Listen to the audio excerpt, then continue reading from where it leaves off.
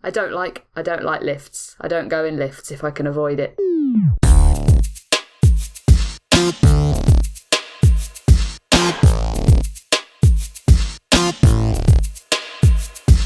Hello and welcome to episode 89 of BigRedBarel Geek Speak, a place for all your geeky needs on BigRedBarel.com. My name is Alex, I'm your host for today. I'm also self-appointed Baroness of Butts. Unfortunately, there's no Lauren today because the poor child has to work again. Why? Why? Give her a break, please, because we want her back on our show. But, you know... on the brighter side of things, with me is, as always, is jolly jubilant juggernaut of Joe. Hello! Hi, Joe! Hi! Are you a happy bunny this week? I'm okay, yes. Just okay? I thought something you were waiting for a very long time just happened. Yes. Well, I don't want to give it all away too quickly. I've got to build up to it. Okay, fine. And lastly, but not leastly, is that a thing? Anyway, he's awesome. He's dangerously darling, Diarmuid. Hi, Di. Hello there. Hello there. Anyway, I am a very happy bunny right now because, guys, I'm still so happy, but I got into Platinum on Overwatch today. Yay! And I've been working towards it this whole season for the last 3 weeks. I've been basically going up and down the same rating, up and down. And I know Platinum is not like the biggest thing ever, and especially on Overwatch, there are people who are much better, but I've been working so hard, guys. It's an achievement, well done. Clearly the catalyst for this was quite a bossy tween who we were playing with at the time. Oh, really? Yeah. Do tell. No, it's the guy that was in the party when, certainly when I joined Alex and Cloud, and we kind of partied up, obviously with some randoms, because we didn't have everybody online at the time, and one of the people we joined up with was a quite a young sounding boy or girl, I don't know, and they were quite bossy about who we should be playing. And right. Yeah, but we kind of just ignored them and did our thing. But they were good, and obviously they were good enough to get or to help get Alex to Platinum. Yeah. It's all Alex. It's all Alex's achievement. No. It's my team. I want to thank my teammates and my inspiration and our Overwatch cheerleader and Overwatch senpai, Bradley, who taught me and showed me the Bradley. ways.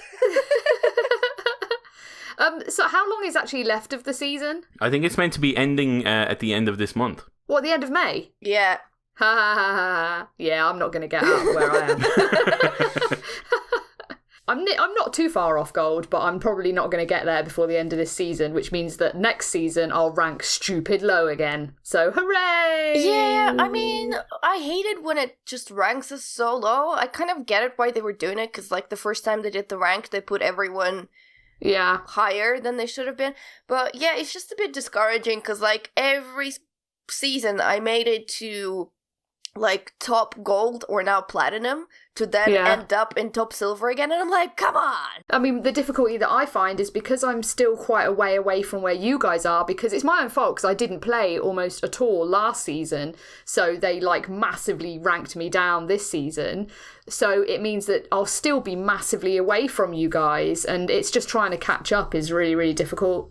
Yeah, the catch up is hard. So, yeah, it is what it is. I mean, I have to just see what happens next season. I mean, that's kind of the game. I mean, I do think that their ranking and MMR and stuff could do with some attention. It's definitely not the greatest, but I think it's a very complex game to try and rank.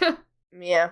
Oh, well. Anyway, with the rant about Overwatch out of the way, nice and early, let's move into our time waster of the week. Di, you have a YouTube channel for us. Yeah, so I was actually listening to you guys when you recorded your spoiler cast for Guardians of the Galaxy Volume 2, and it kind of, I don't know why, it just kind of reminded me of the comics channels on YouTube that I follow, and a lot of them are... they kind of go into reviews of various comics. But there was one guy, at least initially, I kind of started following. The channel is called Comics Explained. And the guy in particular who does it does these kind of long form videos on various comic books. So there were a few books that I was able, like graphic novels, for instance, that I have read, but there was a lot of other ones which I haven't read. I knew I was never going to get to them, but I still kind of wanted that backstory as to what was happening. And his channel on YouTube kind of goes into detail on a lot of those different comics. He has a schedule set up. So throughout the week, he releases videos, and it covers everything from DC, Marvel, indie comics, or even goes back into classic comics. And he takes particular stories and storylines and kind of goes through them and just explains where the characters were before the events happened, as in the setup, kind of goes through the events of the comic and what that led to, and then kind of explains where the comic continues on. And I really got into his videos when obviously Marvel was exploding and all of their movies were coming out, and there was some characters that I just didn't know the backstories to, and he goes into like really great depth into all of those stories and explains them really well, what happens obviously, but also the ramifications of what happens and how it feeds into other stories as well. And his videos are really good. They're really well edited together, and yeah, they're really enjoyable. And I just thought it might be something for anyone who isn't aware of the channel to maybe give it a watch. It sounds pretty useful for like someone like me, for example, who doesn't actually read a lot of comics, and sometimes would just like a bit more sort of backstory to things before seeing a movie, for example. Well, yeah, exactly. I mean, for instance, for me, I can't remember if this is exactly where I got on board, but it was around the time when Marvel announced that they were doing one of their next movies was going to be this little known property called Guardians of the Galaxy. And I was like, I was kind of aware based on maybe one or two games or maybe some kind of offhand comments from some of the cartoons I watched when I was growing up, but I didn't know the characters at all. So I kind of went on to YouTube to research and, you know, find out what was going on. And this was one of the channels that I just happened to come across that was really good. It explained the characters. It went through some of their bigger storylines, where the origins of each of the members, how the roster has changed, which kind of feeds into the last movie as well. So yeah, it's really good. It's really worth picking up. Now, obviously, a lot of people who listen to the show are geeks, and they're probably well aware of this channel already. But if you're not, it is worth giving it a watch. Again, it's just called Comics Explained. To be fair, like, I haven't been aware of this channel a lot, but for me, my YouTube watching is very limited, so I'm not really surprised, but that's a really good shout. Especially, like, if this is one of the channel that I actually watched, I maybe wouldn't have made a mistake that I did in the spoiler cast. I might have slightly confused, like, a big predominant theory that with actually what was happening in the comics, so I might have just got those two slightly mixed up. Sorry, everyone. Oops. It's all good. It's all good. Yeah, I had no idea either. Because, yeah, like I say, I haven't read the comics and stuff. So, I mean, I watch quite a lot of YouTube, like at lunch breaks and stuff like that. I just sort of have it on while I have lunch and things. So, yeah, I might check this out because it's, you know, it's always good to have a bit more knowledge about these things. Great. Okay, so let's move to the topics of the show, and we're gonna start with Jo so she can be all excited and stuff. Are you all built up now? Are you all built up? Are you shaking? I'm so excited! So there's a little film that's come out this week. You might have heard of it, called Alien Covenant. I've only been like ludicrously excited for this film for about 2 years, and yes, it's finally out. Went to see it, and I can happily report that it is great. Good, because I've heard otherwise. Yeah, it's I had a funny feeling that it would divide opinion dramatically, and that's, I think, always going to be the problem with Alien movies from now on, because you're going to get people that just want another Alien. You're going to get people who just want another Aliens. You're going to get people who don't care at all about what was started in Prometheus and don't want to hear any of that stuff and just want the alien and that's it. And then you're going to get other people who want to find out what happens further on in the Prometheus story. So I think it's actually kind of impossible to please everyone now, because everyone has their own ideas of what an alien movie should be and where it needs to go, and everyone thinks they can obviously do a much better job than Ridley Scott, even though he's pretty much the daddy of the series. So yeah, I had a funny feeling it would divide opinion, and you know, everyone's opinions are valid, but in this case they are wrong.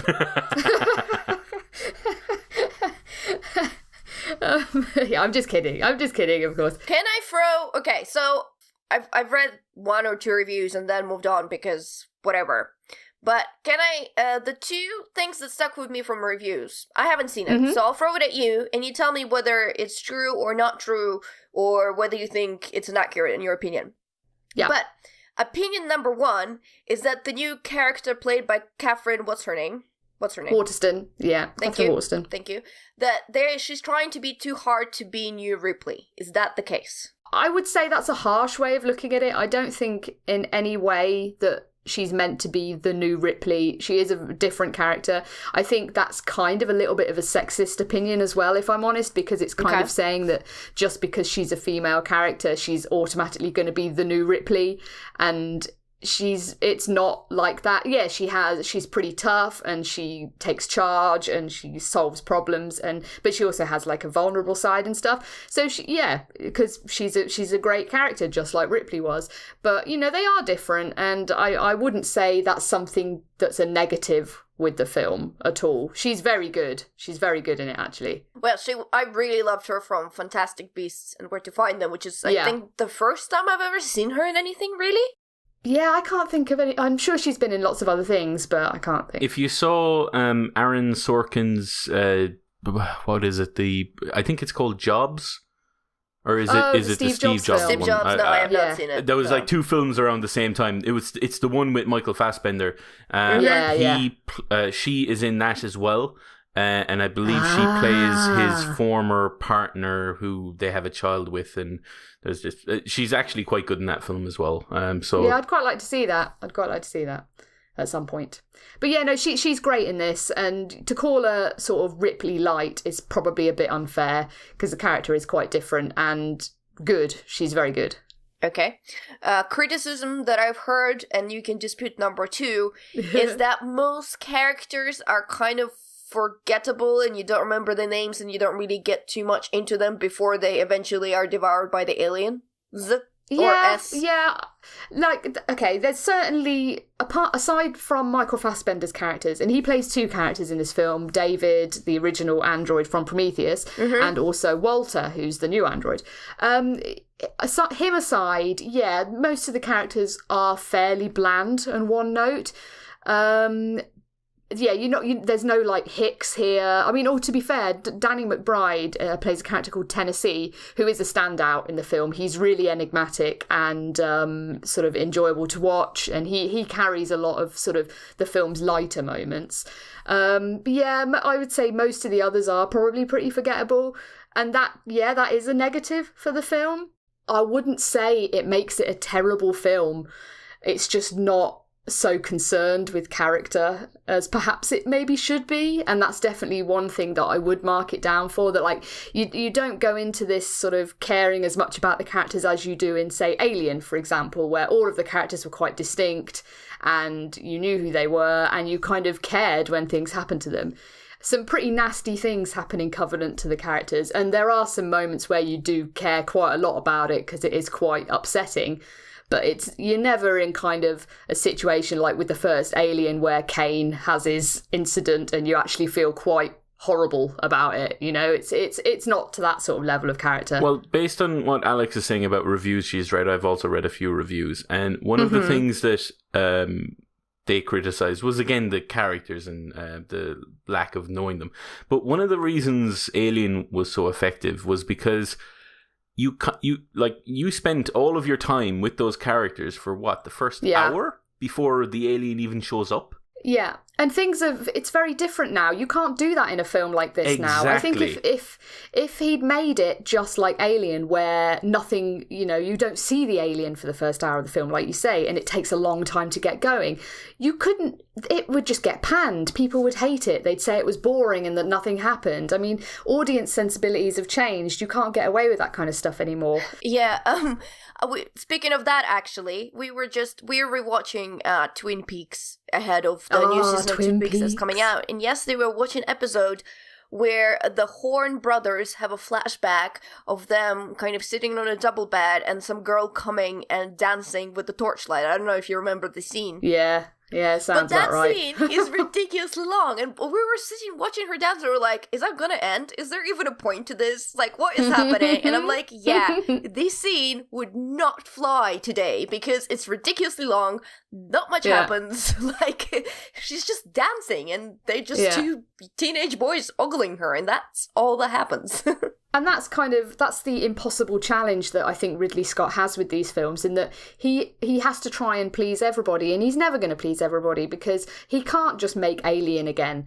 And the difference with this film as well is I like that it has some quite interesting and different ideas and story and concepts, and it takes the ideas that he started in Prometheus in quite interesting ways, and that's kind of half the reason why you don't get as much time spent with the characters, because he's paying a lot more attention to this mythos that he's building up and these bigger themes. And yeah, it's not always entirely successful. I think the film would benefit from a bit more characterization and a bit more sort of closeness with some of these people.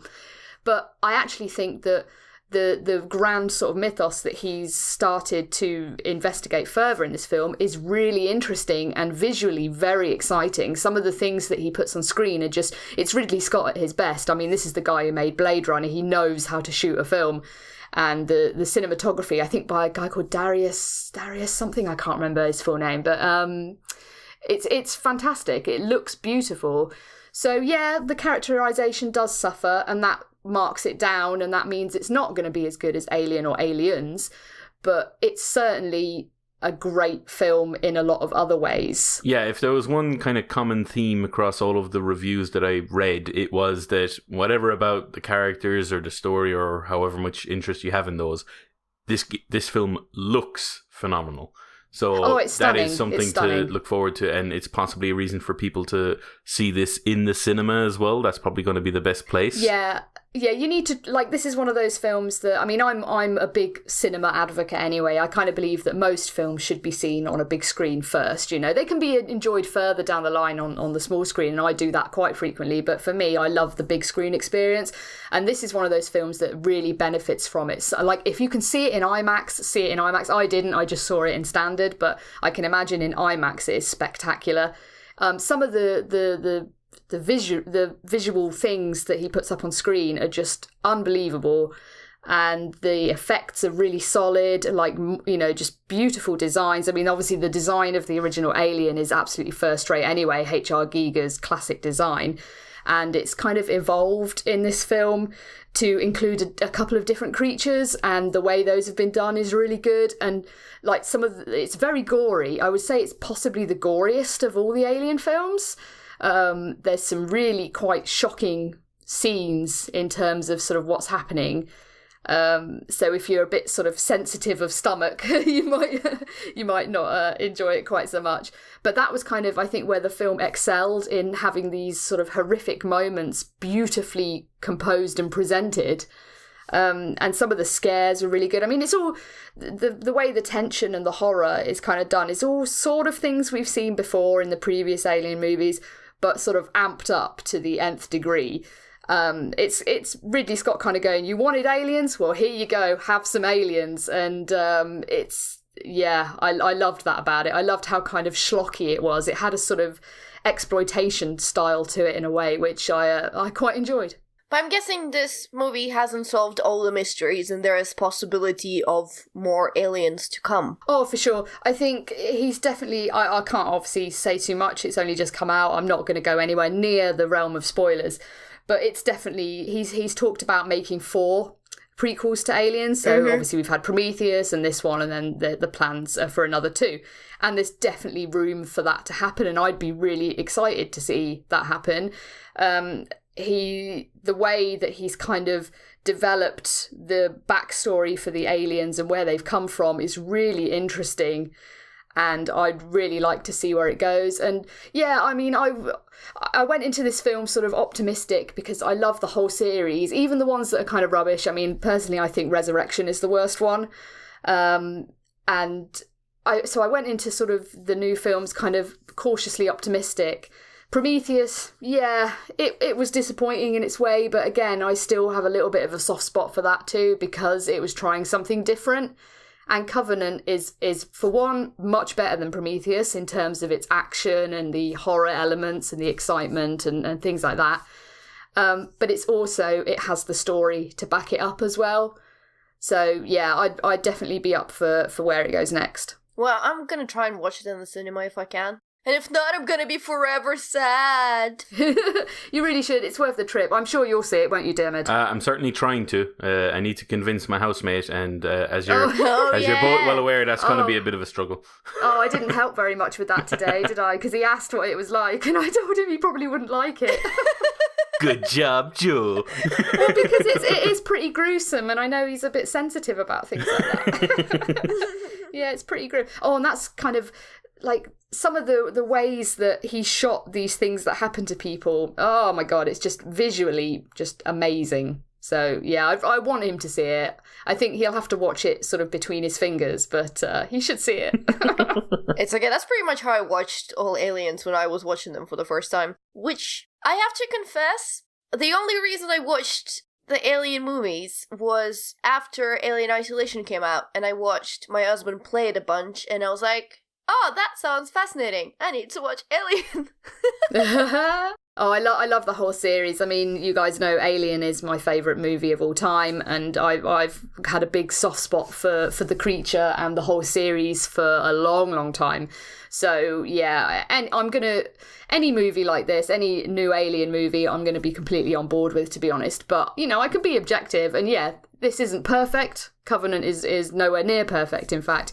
But it's definitely a lot better than Prometheus, and I liked that it wasn't afraid to have some quite bold and cool ideas, as well as doing all the things that you kind of want an Alien movie to do. So yeah, it gets a big recommend from me. If you're at all an Alien fan, you should definitely go see it on the big screen, and yeah, watch it with an open mind is what I would say. You know, don't prejudge it before you go in. Okay. Moving on from Alien to another monstery type of things, but less kind of exciting monsters, I guess. A bit more shambly. Yeah, they're kind of less graceful, and they're kind of a bit disgusting, let's be honest. Anyway, I was going to talk about Bloody Zombies, which is a little game that's coming out from And Dreams and Paw Print Games, and I actually went to their studio to get a preview of the game and to play it a little bit. So, Bloody Zombies, well, as you imagine, it's a game about where you kill a bunch of zombies. Really? I'm shocked. I know, right? Shocked. I know, right?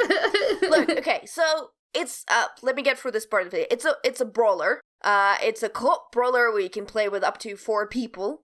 And you're a bunch of kind of punk rocky characters that kill zombies, and the game is 2D.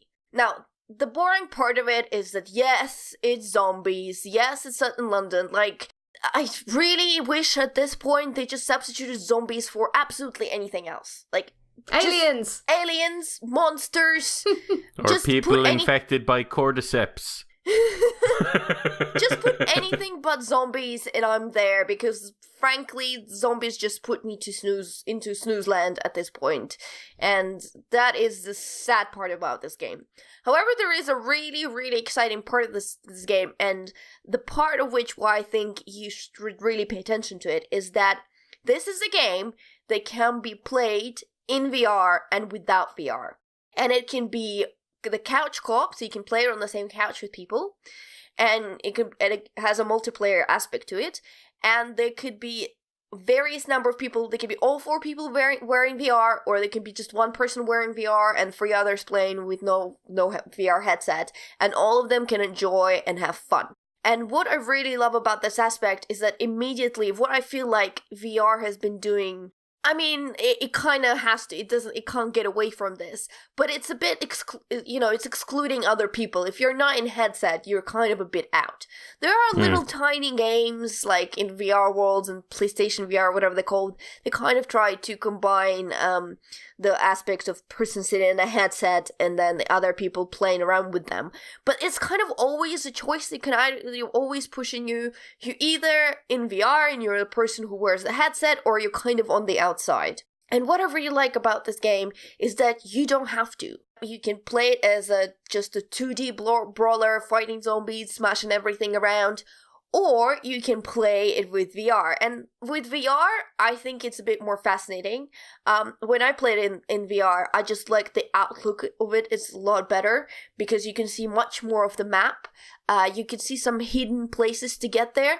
And it also kind of had visually a really beautiful aesthetic of being like cardboard cutouts. Because it's a 2D platformer. And so in VR, it looks like a cardboard cutout. So that just visually looks really stunning in that way and really fascinating. So, like, kind of like a pop-up book. Yeah. So does that mean it's like a diorama in front of you, kind of, or a wall, kind of, that just kind of moves around? I'm trying to picture how a 2D game works in VR. Okay, so the 2D game, I see where you're coming when you're describing that. But in 2D game, you're gonna see the backdrop, you're gonna see enemies coming from you, and you're gonna see your character operating in this 2D environment. When you put on the VR, you get the 3D landscape. So the map is 3D. You can see the edge of the map, you can see the top of the buildings. The map itself is 3D, but your character is like a cardboard cutout that's populating that map. Okay. So you don't really rotate it up and down, but you have much more mobility up and down the map. For example, when you are without the VR, the screen kind of sets the boundaries for you. You cannot go beyond what you see on the screen. But on VR, the screen that everyone else gets without VR is not boundaries to you, so you can go much back further, you can kind of see above them, so you can jump to these hidden places, so you kind of have a slightly more opportunities to the game when you're wearing VR. Okay. I'll be completely honest with you, I'm not a big brawler fan. I mean, I'll have fun with friends once in a while, but to me, the most fascinating thing about it is that you can be in VR and without VR and enjoy it pretty much equally. I would say there might be a bit of an advantage just wearing VR headset. Not too much though, but there will be just in the sense that it is easier to see some hidden caches and places. But you can shout to the people you're playing with, like, "Oh look, I'm gonna like get that walkway there and jump there and get this thing for you," and stuff like that. Anyway, so that game is coming this year sometime. We don't know when. On PlayStation 4 with PSVR, PC, HTC Vive, and Oculus. And it's also going to come to Xbox One without any VR, but, still pretty cool looking brawler. And I'm going to mention this because MCM Comic Con is coming very soon, in a couple of weeks, basically. And they're going to be there, so if you're coming to MCM Comic Con, you can go there and check that game out as well. Cool. Die.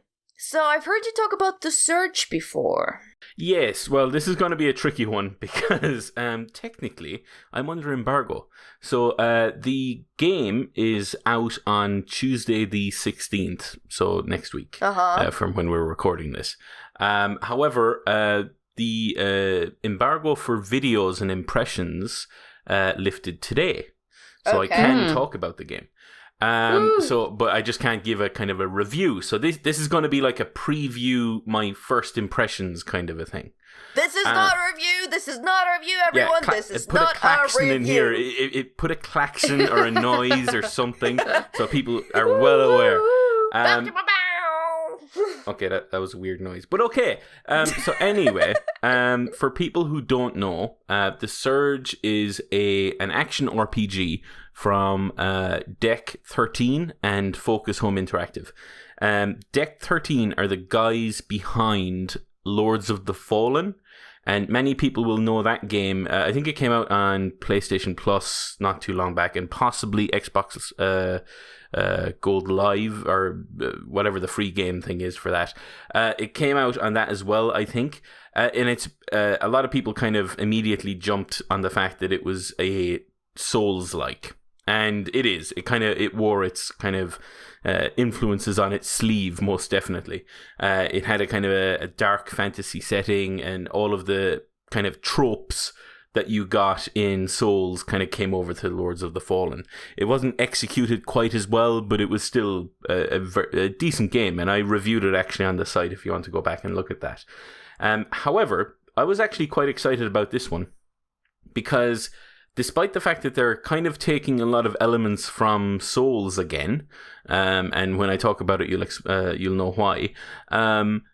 I liked the fact that they were actually going for a kind of a dark sci-fi look and kind of feel to the world for this.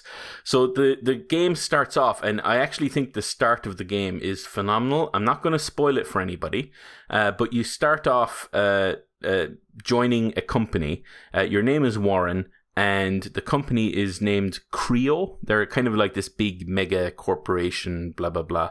The world has gone to crap, and all of the jobs that are required now require you to be in these kind of exoskeletons. So you get a job at this company, and the start of the game is about you arriving, and you're then kind of filtered through. It feels very much like System Shock at the start, where the start of the game is very quiet. There's no enemies. It's all this kind of setup, and it kind of asks you, do you want to be a kind of a field operator, or a what was the other one? A researcher or something like that. Basically, all that was doing was it was kind of designating you as, do you want to get the exosuit that's a bit lighter but more mobile, or do you want to get the big heavy one that you can take a bit more damage? You kind of knew that as you were making the choice. So I made my choice, and then it takes you into this cutscene where you see the exosuit being basically gorily screwed into your body. Like there's blood. It's very violent. There's obviously no anesthetic because your character Warren is screaming in pain. He kind of passes out, and then just like any Souls game, it just kind of starts, and you're just in the world, and you're just kind of let go, and it's just like, okay, go for it. And it's really, really good. I like some of the decisions they're making. As I said, and I've said it multiple times, Souls, it is very much like Dark Souls. The combat is almost entirely melee based, and you level up your character. As you defeat enemies, you collect scrap. So that scrap is then used to increase your power core, and your power core allows you to attach more advanced elements to your exosuit, which means that you're more powerful. It's all about kind of building yourself up so that you can progress. Again, the level design is very Souls-like in terms of you start off in an area, you get to know that area very well. You unlock a med bay, and that's kind of you return to that every so often. It's like the I don't know what you... It's your bonfire. It's your bonfire, basically, yes. But it's also the place that you go to level up and all that kind of stuff as well. So that's all good. And then you get to know the area around you, and as you progress, you unlock shortcuts to make your life a little easier when you're kind of cutting through the area again and again, which you will do. And so far, the game has really impressed me with some of its decisions. One of the elements of these types of games is that when you die, you drop your items, and then you kind of have a chance to go back and collect them. This is the exact same. It tells you some helpful information, like roughly how far away you are from your items, like in meters. But it also gives you a timer, so there's a bit more pressure in that you have to get there in a certain time. Now, oh, that's harsh. Well, that's the thing. It seems harsh, but the timer is pretty forgiving. And one of the things that it allows you to do is, as you kill enemies, it adds time. So it gives you time, like as you're kind of making your way towards your items, it'll give you extra time if you defeat an enemy. So, I haven't been caught out by the timer yet, so that'll just give you an idea. It's just to make sure it gives you the impetus to make your way to your items first. So that's kind of good.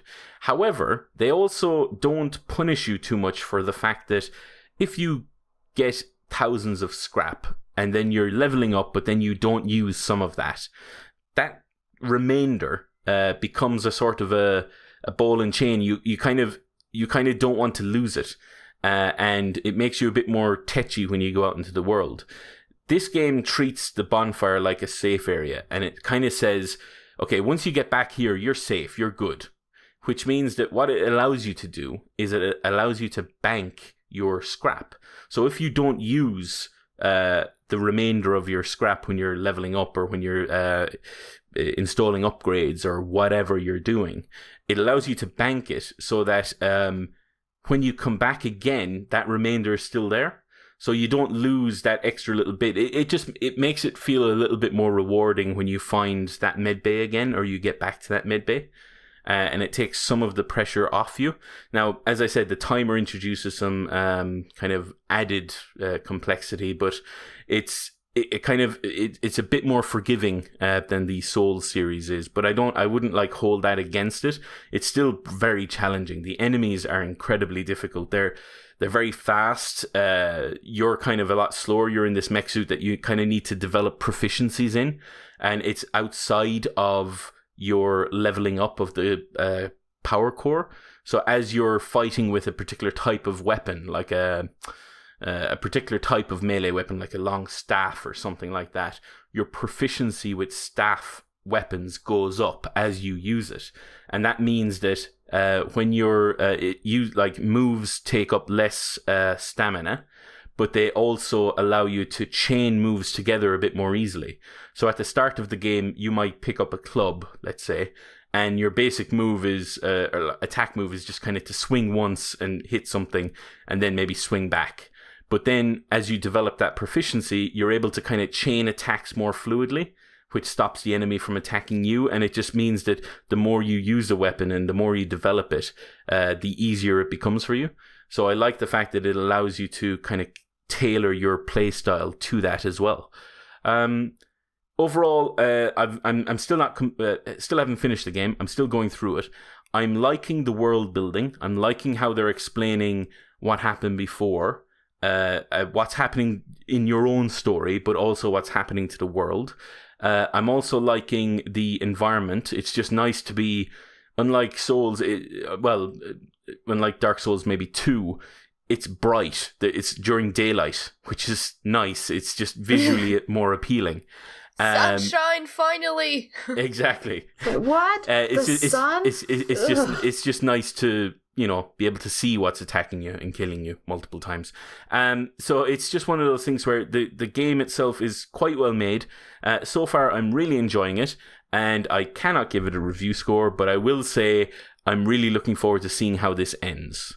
If there is a kind of a caveat or a kind of a negative so far, I'm just kind of disappointed that the multiplayer doesn't seem to be very easy to initiate. I'm still struggling to find out how if it even is possible, because there's not something that they've kind of widely spread out about how to do this. And I'm trying to figure out how to do that before the game launches, but I'm guessing when it does, it'll be far easier because there'll be a lot more people to do that with. So I'm kind of, that's kind of up in the air for me. So I'm still kind of waiting to find out how that goes. But overall, the game is really good so far, and I'm looking forward to playing more of it. Sorry, I don't know if I missed it. So there is kind of like a narrative going through the game, or is it more you kind of learn of the world as you discover more, or there's more story? It is more story driven than a game like the Souls games. Most of the story from the Souls games was either told to you through the environment or from item descriptions or items that you found. Yes, it's very buried. The lore is very sort of buried away. Exactly, you kind of had to dig for it. This kind of surfaces a lot more of that. So, for instance, there are cutscenes, like in the med bays that you get to. There's a communication terminal, and you can talk back to the people that are in the factory who are trying to get you back there, because clearly something has gone wrong while you're out here and why this has all happened to you. and that kind of story is chugging along. There is still the environmental storylines, like there's graffiti on the walls that kind of gives you this impression that this company that you're working for are not all they're cracked up to be. Shock horror. And there's also audio logs which are scattered around, which just give you, just like every other game, just give you that little bit more flavor to what you're seeing and doing. And yeah, so it's a lot more story driven than the other Souls games. You still got a good story from the Souls games, but you kind of had to dig for it. You had to look for it.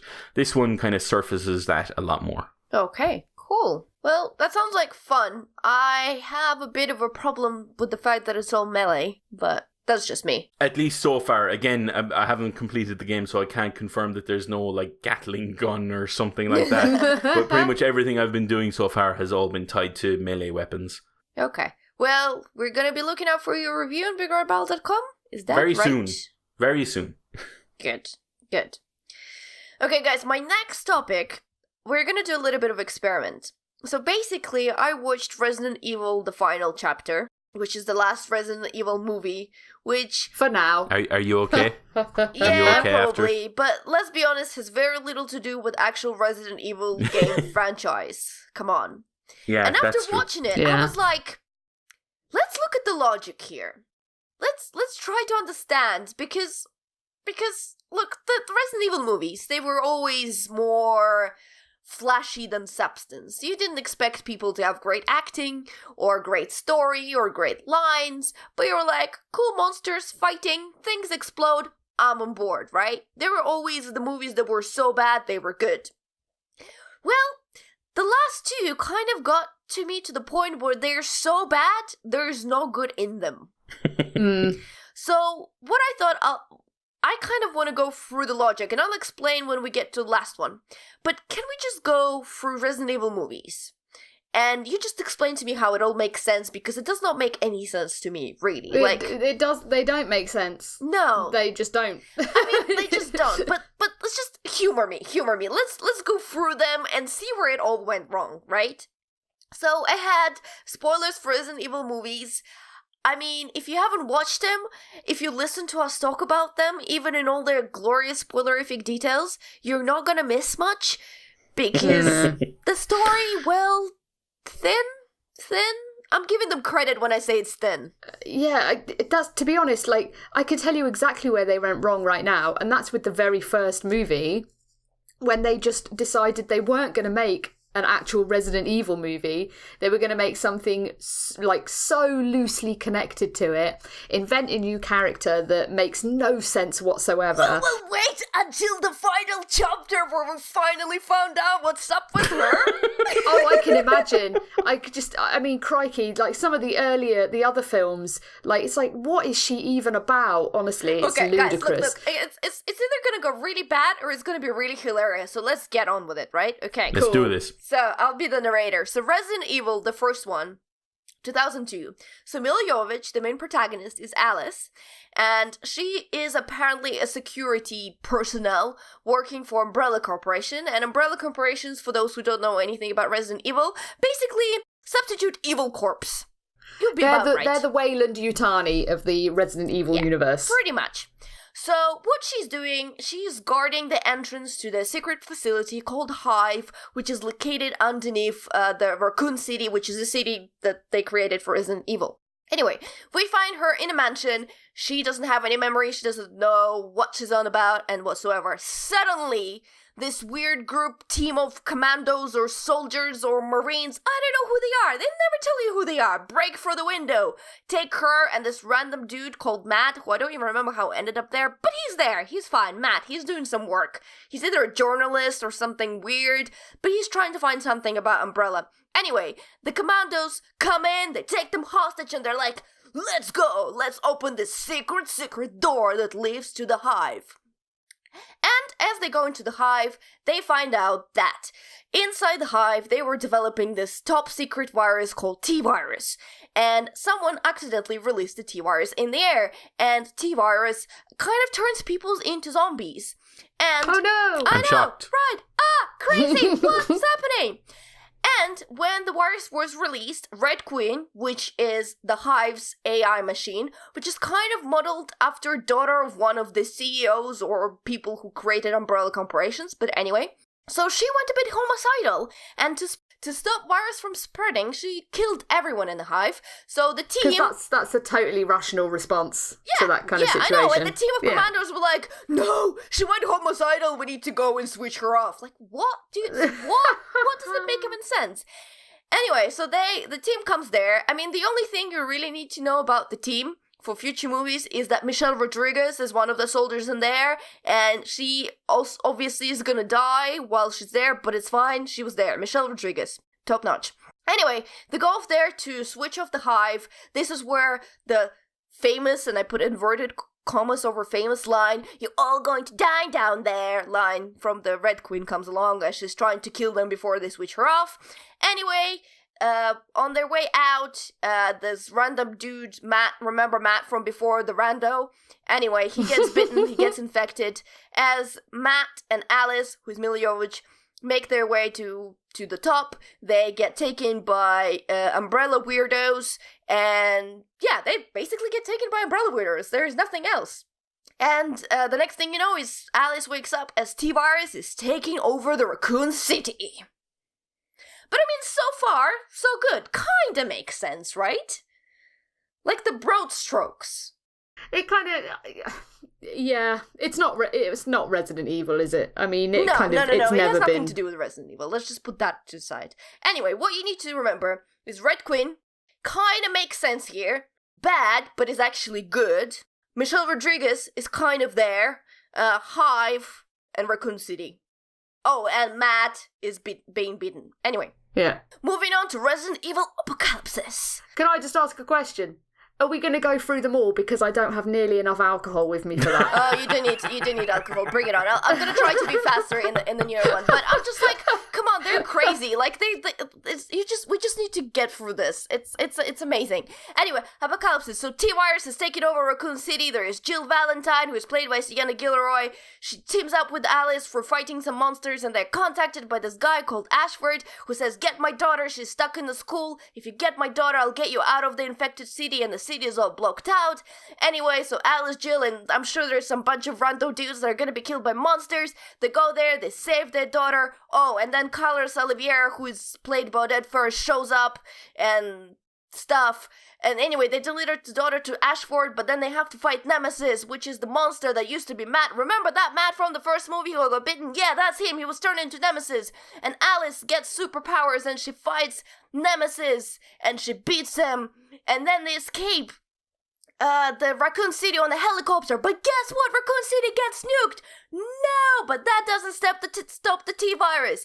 And then the helicopter crashes and Umbrella go to the crash site. And the only person who is there is actually Alice, and Jill and Carlos have disappeared. So they take on Alice. But then Jill and Carlos help her escape from the site. But then suddenly across Alice's eyes, Program Alice Activated appears because Umbrella done some weird stuff to her. Okay, just to put it out there, this dramatic synopsis is more entertaining than Resident Evil Apocalypse, so this is cool. You're making them sound a lot more exciting than they actually are. I'm trying my best, guys. Anyway, third movie, Extinction. So T-Virus has spread over the world. Umbrella Corporation closed Alice because they want to get her to find out the powers that she has to resist T-Virus or to get weird powers from T-Virus. This one made me laugh. The opening for this film where it said that because of the T-Virus, all of the rivers and lakes in the world have dried up. And I was like, no, that's not... not how science works. I mean, can we just agree that T-Virus is like really inconsistent? It turns some people into zombies. Yeah. It gives some special powers to other people. It does crazy bleep all over the place. It's like, what is it for, this T-Virus? I don't understand. Anyway, Claire Ratfield, played by Ali Lunter, leads like a weird convoy of survivors across the Nevada desert. And Carlos! You remember Carlos from the second movie? Yeah, he's there with them because he survived. He just ditched Alice. Anyway, then somehow they meet up with Alice. Alice saves them because she has super special abilities. And then they're all apparently go to find this Arcadia. And Arcadia, for some reason, who told them how? I no. It's supposed to be a safe haven. There's no zombies there. It's fine. So they're going to look for Arcadia, but they get attacked. But guess who? By Dr. Alexander Isaacs, played by Ian Glenn. Do we love Ian Glenn? That's right, we love Ian Glenn. Ian Glenn is the best. So we find Ian Glenn. Ian Glenn turns into a monster, so Alice kills Ian Glenn. She also finds out that Ian Glenn made a bunch of clones of her. So she calls Umbrella. Umbrella who? I don't know. Some people at Umbrella, and she tells that she and her clone are coming for them. Yeah! And then Claire and the other survivors go to Alaska because that's apparently where Arcadia is. I mean, yeah, if you're going to try and run away from a zombie plague, Alaska's worth a shout. You know, there's a lot of people with guns in Alaska, so you might be all right. That's true. The cold weather should slow down the zombies as well, so that's good. Yeah, and, you know, there's quite a lot of lakes and stuff for the T-virus to dry up there, so it might not be able to do it all. Okay, the thing to remember from them, clones, and that we love Ian Glenn, right? We really love Ian Glenn? Okay, good. Yeah. Yes. We're on board with Ian Glenn. Okay, so next movie, called Afterlife. Arguably my favorite movie of all of them. So, it has a semi-famous, I guess, opening where they're in Tokyo and this girl that's like walking slowly with this dramatic music. Anyway, the music is ace in that movie, by the way. The music I love. Anyway, and she bites some random dude in Tokyo. This is gonna come back. This is why I mentioned it, because this is important, people. Anyway, Alice and Alice clones are going to Umbrella Corporation in Tokyo, and they murder everything. Now, Wesker, have you heard about Wesker? He just randomly appears. This cool dude, Wesker, Albert Wesker, yeah? He manages to escape, and then Alice fights him in the helicopter, and he injects her with some weird serum? Thing, yep, liquid. Sure. Yeah. Anyway, it takes away her powers, and now she's just boring Alice again. Anyway, she heads to Arcadia in Alaska, but there's no Arcadia, but she finds Claire, and Claire's a bit insane. She has this weird thing on her chest that controls her, and she doesn't remember who she is. Anyway, they fly to Los Angeles. Why? I don't remember. It does not matter. They fly to Los Angeles, and they go to this prison, and in prison, they met up with Luther West, played by Gareth Bogie, and Chris Radfield, played by Wentworth Miller. And Chris Radfield, guess what? He's Claire's brother! Yay! Reunited! Oh my family. God! Oh, love! Happiness everywhere! I'm shocked. Anyway, they tell her that Arcadia is actually this big tanker off coast that collects survivors, and it broadcasts a message on a loop. So they head there, but guess what? What does our favorite Mon Calamari say? What? Our what? Our favorite Mon Calamari say? Our favourite what? I can't make out what you were saying there. Mon Calamari? What? Calamari? This joke felt so flat. Our favourite what? Mon Calamari! It's a trap, people! It's a trap! I see. You needed to say our favourite admiral in Star Wars. Then we would have gotten then it. we'd have both gone, it's a trap! I can't believe that didn't go anywhere. Oh my god. Just edit it. Like the magic of editing, I'm sure it will work a treat. This has descended into anarchy. I know. Anyway, the point was somewhere like ages ago that Arcadia, it's a trap. They go there and they get attacked. They have a really cool fight with Wesker, who has used the T-virus to make himself super powerful, because apparently T-virus does that. And as they defeat him, kind of, the reinforcements from Umbrella Corporation arrive, and they're headed by Jill. Do you remember Jill? That Jill from second movie, Jill Valentine? Yes, she's controlled by the Red Queen, and she's coming to kick their ass. Ooh. Okay, this is, I think, the point where if there was something to enjoy in the previous movies, this it's is now the threshold. Dead. Yeah, the threshold to go when we're like, or undead. I don't know, dead or undead. It's one of them. Yeah, anyway, so we go to next Resident Evil called Retribution, which could also be named as where all the ladies wear inappropriate footwear. I mean, seriously. They all fight in their heels. Come on! Anyway, Alice awakens in Umbrella Base, where she's interrogated for Valentine. Yes, that Jill Valentine from the second and third movie, briefly. Yeah, she's controlled by the Red Queen. Red Queen, apparently bad in this movie. Huh. Whatever. Okay, let's go with it. Anyway, she's saved by Ada Wong, who is working for Wesker, and Wesker apparently is now good. What? Who knows? Anyway, Anna tells Alice that there is a group headed by Leon S. Kennedy with that guy Luther from the movie just before them, who you thought were dead but has actually survived. Anyway, they're coming to get Alice and to save Alice. Why? There's not really a good explanation for it. We're just rolling with it. Anyway, but you know what? They're in a really cool umbrella facility which is located in Kamchatka, underwater, under ice, and they're going through various different environments like suburbia environment, New York environment, and Moscow environment, fighting their way through the monsters to kill them.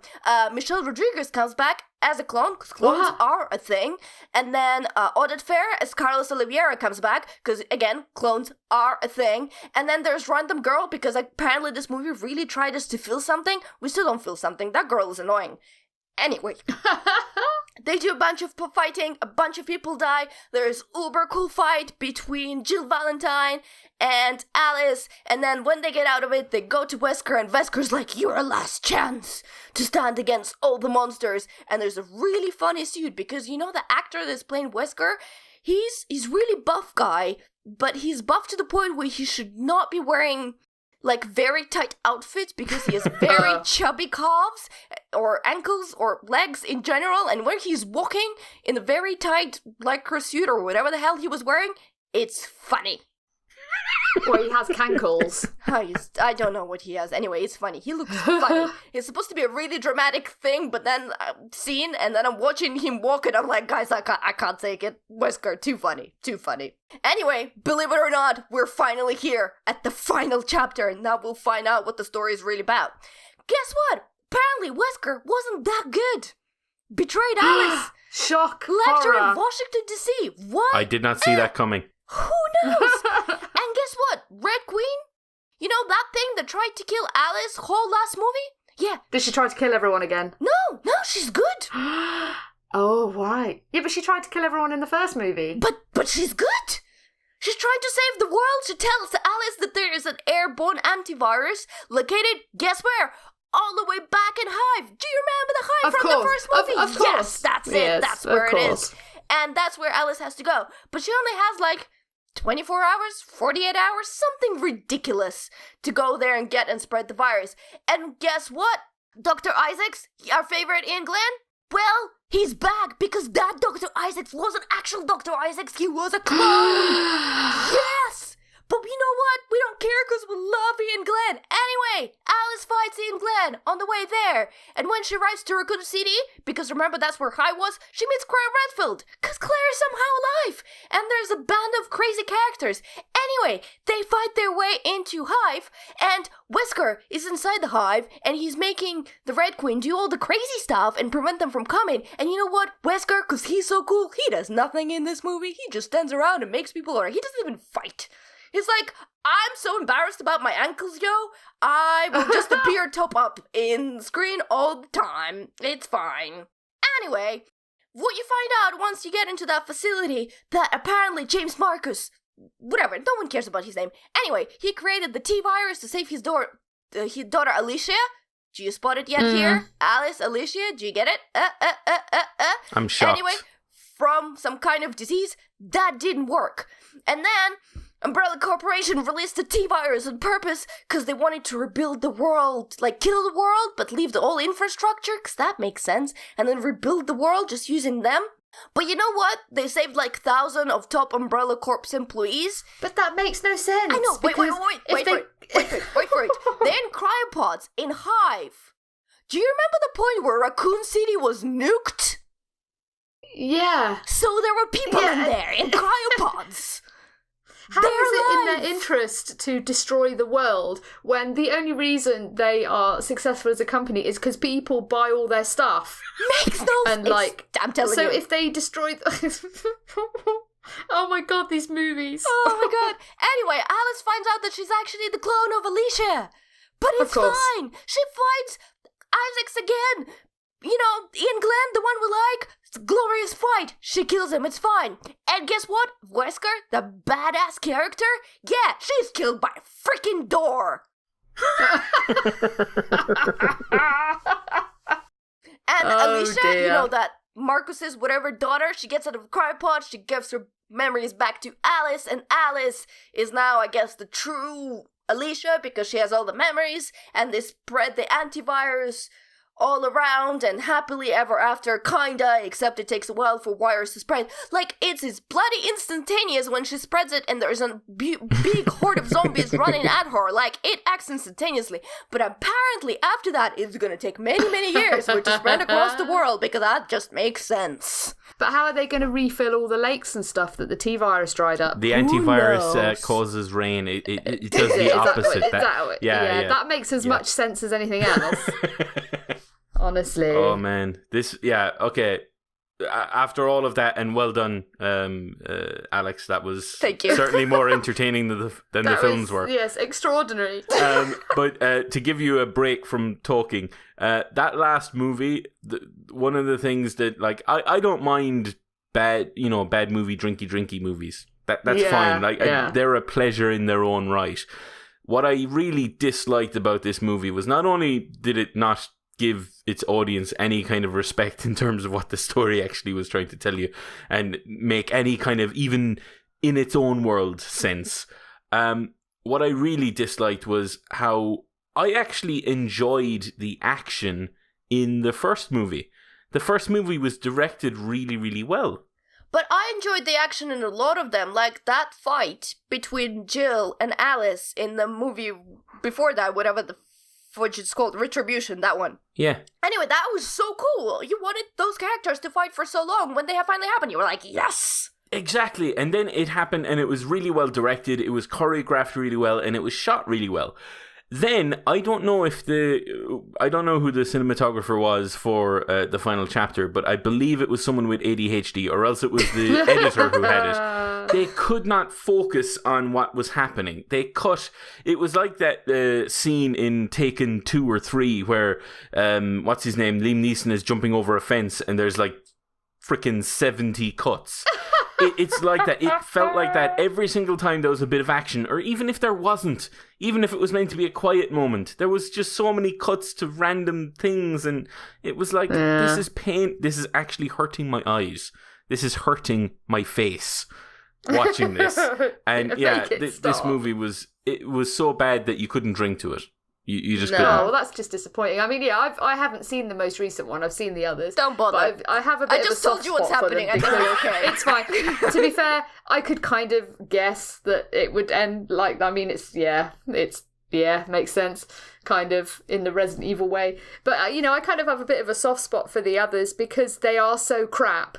But like when you're drunk or hungover or something or sick on a Sunday and you just want to watch something brainless and stupid, they fit the bill. Yeah, they do. No, I love them. Like, I pretty much love all of them except for the last two, because the last two has gone into the point where I think they're just like, they just gave up. They're like, what'd you like? Shooting zombies? Beh. Fighting? Well, let's make no sense. And then the last movies, they were like, well, let's not make sense at all and not give you good fighting either. Yeah, I didn't like the last one.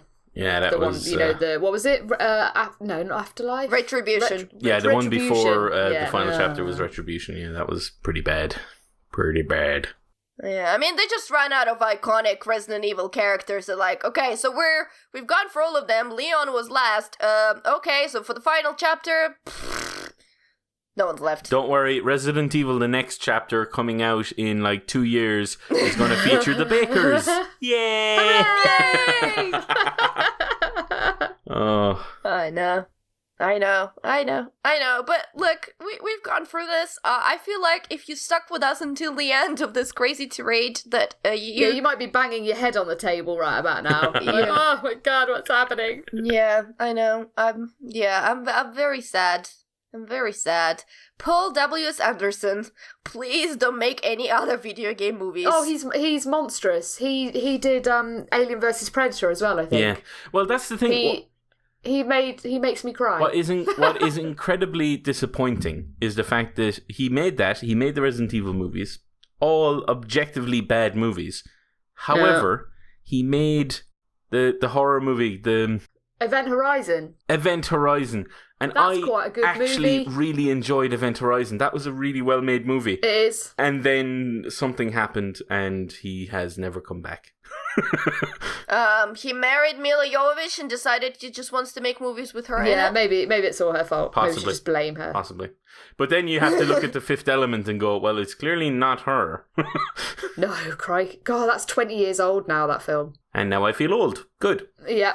But it's like with what you were saying before about with where it was edited so badly you had no idea what was going on. It just reminded me of the sequel to Alien vs. Predator Requiem, which was not directed by Paul W.S. Anderson. Even he had the sense to stay well clear of it. That film was so badly shot and edited. For most of it, you literally could not tell what was happening. Like, there's a scene where there's like they're in like a storeroom in the back of a big shop, and they're hiding from the aliens, and then people get in and stuff, and you can't see anything. It's like almost pitch black, and you cannot tell what's happening. It is the most ludicrous thing. But yeah, that film is appalling. My goodness. Editing is a skill, and some of these people shouldn't be allowed near an edit machine. Yes. Oh well, that's it is. This is blah, blah, blah. So I can't speak English. Are we hopefully free from Resident Evil movies for at least a little while? Oh, I really Until the next one. I really hope so. Until the next one. Well, at least, the next one would hopefully not have Mila Jovovich in, because I don't know how they'd fit her into the Baker's story, really. I don't know how that would work. But I mean, I don't understand why you think it's going to be about bakers. They've never really followed the games anyway. Well, no, just introducing why would characters. They start now? Just introducing characters from the games. Oh, well. Dad, do you want to talk about Marvel Agents of S.H.I.E.L.D.? I can do. Again, I'll... Yeah! Is it better than the third season is what I want to know. It is much, much better. Much, much better. So I'll talk about this briefly, purely because the season hasn't actually ended, and I'm really looking forward to it. So Marvel's Agents of S.H.I.E.L.D. kind of started life after the Avengers movie, bringing Coulson back, and that's pretty much what anyone who hasn't seen the show knows about it. That's it. Like, there's no other information kind of out there in the wild. The viewing numbers have been dropping steadily. However, today they've announced that season 5 has been greenlit by ABC, so they're going to try again. So hopefully its numbers will pick up, because honestly, I actually do think it deserves it. Now, fair enough, most people's impressions of Agents of S.H.I.E.L.D. are stemming from the first season, and the first season is weak. It doesn't get good until about halfway through, when the events of Captain America the Winter Soldier kind of kick in. And obviously S.H.I.E.L.D. is basically ripped apart because of that. And the entire show has to take a huge divert from wherever they were planning on going. But since then, the writers have actually done a really good job of making the characters really, really interesting. Giving, Coulson now is so much better than what he was in the movies, because we've had spent so much more time with him, and he's gone through so much more, and we've been through him with it through him. Sorry, whatever the words I'm trying to say. With it through him, I like that. Yes, let's just stick to that. So anyway, so let's stick to that crappy English and keep going, and just say that season 2 picked up and was quite good. We're now on season 4, and season 4 is the first one to have introduced Ghost Rider, and is actually the best live action iteration of Ghost Rider, which honestly isn't saying much, but they do. Yeah, I was going to say that's not hard. It really isn't. I mean, I'm kind of disappointed because I checked out on season 3 because I really enjoyed season 2, and season 3 was just so ridiculous and so dramatic and funny when you like at how bad some scenes were rather than actually funny. Yeah. So I checked out, and I'm kind of debating whether it's forthcoming for Ghost Rider or not, but I don't know. To be honest, he is a large part of at least the start of this season. But since then, it's kind of gone into more of the life model decoy storylines from the Marvel comics. And what they do with that, and what they do to the characters, because that's the element of this that I kind of really want to bring up. What they put the characters through, that's the important part, because when you guys were talking about the Guardians of the Galaxy Volume 2, in your spoiler special. I won't spoil it, but it's one of the most character-focused films Marvel has ever done. It's all about how the characters, what happens to the characters and how they react. This is the same. This entire season has been throwing stuff at the characters that we know and love, and, well, the people who've been watching the show know and love, and it's how they react. One of the things that has been consistent throughout the entire show has been Fitzsimmons. That's Fitz and Simmons, the two scientists on the team that have been kind of having this will they, won't they relationship from the start. And pretty much last season, it was like, yeah, they will. But since then, the amount of stuff that has come up and sort of just gotten in their way. They want again. Oh no. Well, exactly, but it's not like what they do with the character. It's not. I think what would annoy me is if those characters made stupid decisions. It's like watching a horror movie. In a good horror movie, the choices of the victim or the inevitable victim make sense to you. You know why they're running for this particular car or they're trying to lock this particular door. You know what's happening. It's very similar in this, in that the relationships, if you don't agree with a character's decision, or if you don't know the character well enough and then they make a decision that's completely against type, you immediately kind of recoil and go, wait, that's not what that person would really do. If it makes sense, it doesn't make it so much predictable, but you kind of empathize with the character. And that's what Agents of S.H.I.E.L.D. has done. Over the past 4 seasons, they've built characters up to the point where you know how they react to situations, which actually means that when they do react that way, you don't feel like you've spoiled yourself, but you actually feel like you're getting to know the characters a lot more, and you actually get kind of rewarded as a viewer for that. And I'm just liking what they're doing and how they're progressing the story, and the fact that, to be honest with you, they have not even touched the movies. Like, they haven't really, outside of, I think, Civil War, where, Age of Ultron, where they had to kind of have a brief scene where they kind of talked about how in Age of Ultron they end up with the helicarrier at the end. Other than that, they've been very kind of standoffish from the movies. They've been completely separate. And I think that's to the show's benefit. They've been able to really kind of go from there and really just kind of kick on.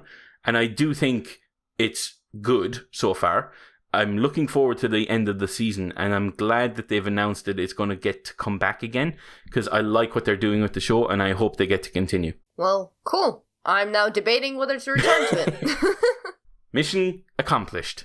Yes. Okay, guys, I think this is the end of our show, and especially since we've been actually running late and our editor might be silently swearing at us. Silently, because you won't hear him, but we will. We all know the whose universe fault will it let is. us. We all know whose fault it is. I'm sorry. Mine? I'm so sorry. Well, it's the Red Queen, obviously. Well, yes. Oh, right. Duh, Red Queen. The biatch. That makes so much sense. It makes as much sense as the movies. I know, right? Anyway, it's time to say thank you to a couple of people.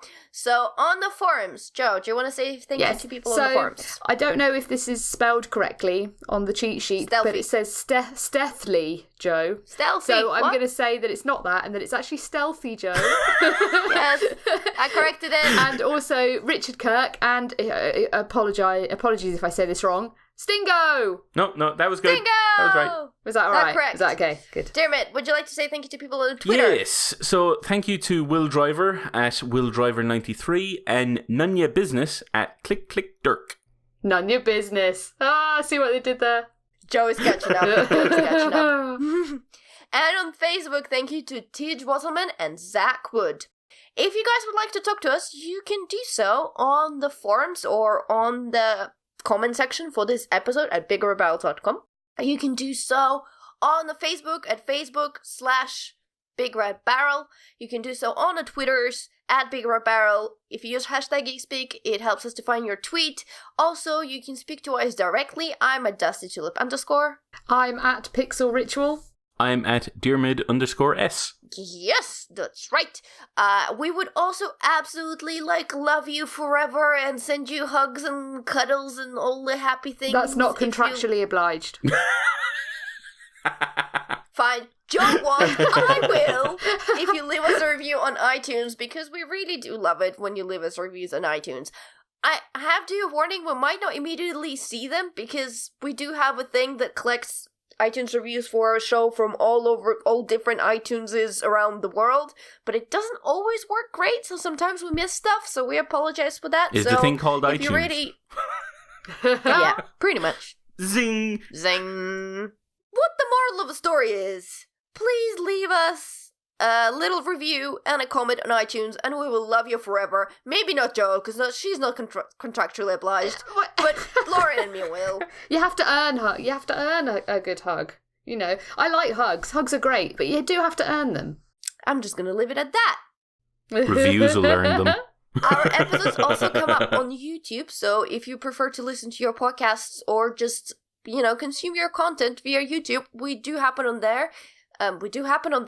We do appear on YouTube as well, and if you leave us a comment there, we will read it out as well. Now, you can also join our Gamer Nights group on Facebook, the link to which will be in a description. Also, please do come watch me and my friend Julius stream Resident Evil 7, which is a good Resident Evil, peoples. Yes, ignore the movies, this is actually good. This is actually good. We're doing it every Sunday at 9 p.m. UK time on Cookies and Booze Twitch stream, and if you do miss it or you can't watch it at the time, the playthroughs are being backlogged to YouTube as well, so to the BigRedBarel TV YouTube channel. They do come with a little bit of delay, so we are about to go play our 6th playthrough, and the first playthrough just came out on the YouTube, so they're a little bit behind, but it gives you some time to catch up. And finally, a reminder that Tuesdays are a thing, and in Loading Bar in Dalston, London, we have Tabletop Tuesdays, where every week we have a feature game, which is absolutely new to the bar, and if you come there, you play that feature game on the night, you'd be entered in a prize draw, and might win that board game at about 10:30 and walk away with it, and it'll be nice because the board games are nice and it's cool, and there's also a bunch of really, really cool people that are there playing board games. What have I forgotten, guys? I think that's kind of it. Yeah, I think you're good. Yeah, okay, so for episode 89 of Geek Speak, I have been Butts. I've been far too excited about aliens. I've been Diarmuid, talking way too much. Have you missed my Let's Go for all the Resident Evil movies for no reason except that I want to segment? No, I was there. yeah. We were there. We'll never forget. Exactly. And I appreciate you guys for being there with me. Anyway, and we bid you goodbye. Bye. Butts.